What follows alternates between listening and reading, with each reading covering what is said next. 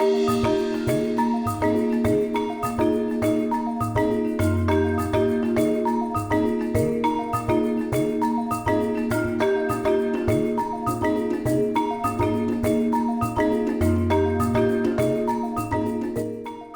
spirit of Gary Player is that he is possibly the best sportsman to come out of South Africa. I mean, at 90, he makes 60-year-olds and 70-year-olds look really bad. The word icon, it's someone you look up to. He's done it all, man. He's been an inspiration to a lot. Not only from his golfing ability, but someone that carries himself off the golf course and everything that he's done for underprivileged individuals and many people, not in South Africa, but around the world. He carries himself around and he's a true South African. He's proud to be South African. Yeah, I think it's just the way he cares about his charities, the way he cares about people. Spent a couple of events with them. I think what he's done for Blair Athol Primary School is probably one of the big ones to stand out for me. So I think he's got a golden heart, and he really truly cares about not just sport in South Africa, but the well-being of all South Africans. So it's very special for me.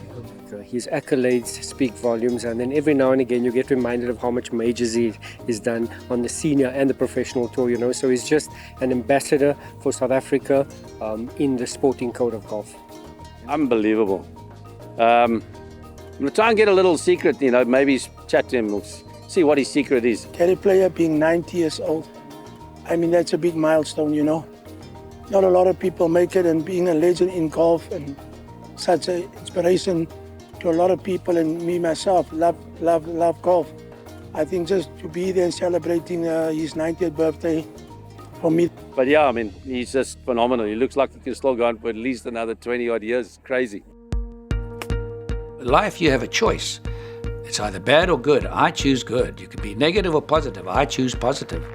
Life is what you make it. This pair of hands hit more golf balls than any man that ever lived. I was poor as a young man. I struggled as a young man. And I made up my mind that I was going to be a world champion strictly through hard work.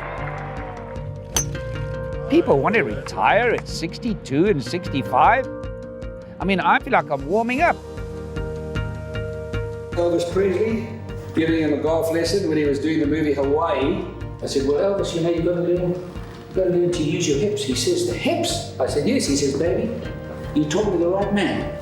Sip, sip, sip, sip, sip, sip. Don't step on my blue suede shoes.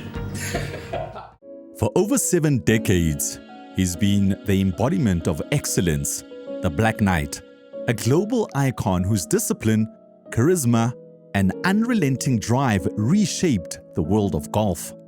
From a farm boy in the Eastern Cape to conquering the world's greatest courses, Gary Player has lived a life beyond imagination, marked by triumph, controversy, philanthropy, and profound belief.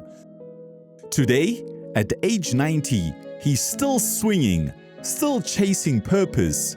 We sit down with the legend himself at the 2025 Gary and Vivienne Player Invitational here at Sun City. Gary, thank you so much for joining us. It's an absolute honor. You've often said that hard work, breeds success, but also creates luck. That's exactly right. So at nearly 90, you're still training, traveling the world, and still playing. What keeps you going?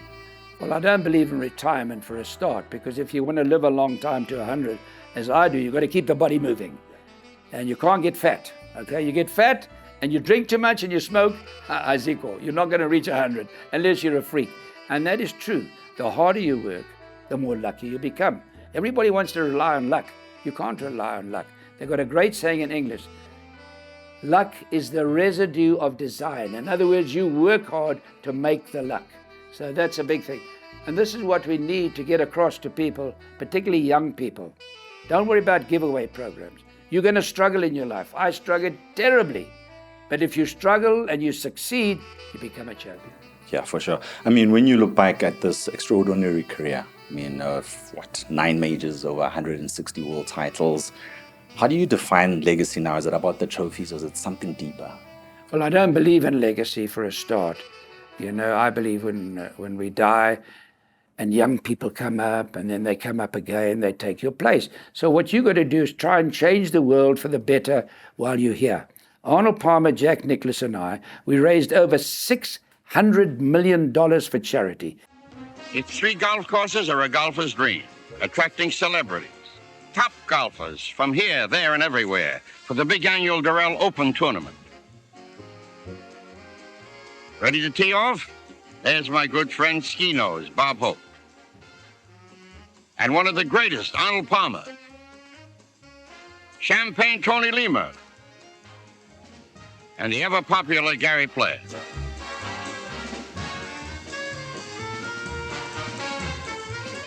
My friend Rion Barnard, who's standing here, and our committee for my little black school in South Africa, we've raised getting close to 70 million rand so the school can go on when I'm dead and gone. And that's what my wife's dream. Before she died in my arms, she says, please make sure that school goes on forever. We didn't have the money. So we went overseas, we raised money, and that school could go on. We're going to do the same in America. So this life of mine has been an epic journey, from a poor boy to a rich boy, to play golf with every president of America, royal family, in the villages of Africa, in the villages of India. And what I've seen has been quite extraordinary. And to have been an ambassador for this great country for over 70 years on television, preaching South Africa. I played in more people and saw me live, and I was on television more than any South African ever. That will change one day. People will do more. But I love this country, and we've got such great people. And when I hear people talking about hatred in this country, it breaks my heart. Yeah. And I mean, this event is now, what, 27 years old? And it carries Vivienne's name as well. Her spirit seems to be everywhere today. I mean, how has her influence shaped the man you've become, but more importantly, both on and off the course? You know, when we had our farm at Colesberg, we had a very nice stable there. She said, you're going to change this stable, and you're going to make this a school for all our black children on the farm, which we had 63 employees. So on Sundays, that school was full, and the parents. And she insisted on me doing the school right here, which is a long time. At the school, you can go and see it. It's a marvelous school. We got so many people making it better and better. Education is the light. We've got to educate our people. We have a society of really not the highest educated people in the world. And I think apartheid system had a bad effect on that. So we've got to build schools. People have got to put money into education. An educated society is important. And so I was blessed to have a wife like that. She loved children. She did so much for them. She'd be teaching them English, teaching them things on a Sunday. And I'm able to follow in her footsteps and continue. And what makes me happy that this school will go on. When I'm dead, it'll go on forever. And I mean, this has really certainly raised millions for children's charities. And golf has been seen as an elite sport in this country. But you've tried to open doors. I mean, what's your vision for the next generation of South African golfers? Good question. Well, there's no more apartheid in golf. You've got all black people, member of our golf clubs. Today, you've got all these people. I've adopted 2 black children. I never thought I'd ever do that. I mean, the whole country's changed for the better. And now we need leaders to continue us on that good path. Sensible decisions, not making. We've made a bad friends of America. We say how we don't like them, and I hear them saying 1 bullet, 1 American, but we want their money. You understand? And Donald Trump says, you know, we've supported South Africa. We've given South Africa $20 billion. And you talk nasty about us. We don't like that. So we've got to make right decisions in our country.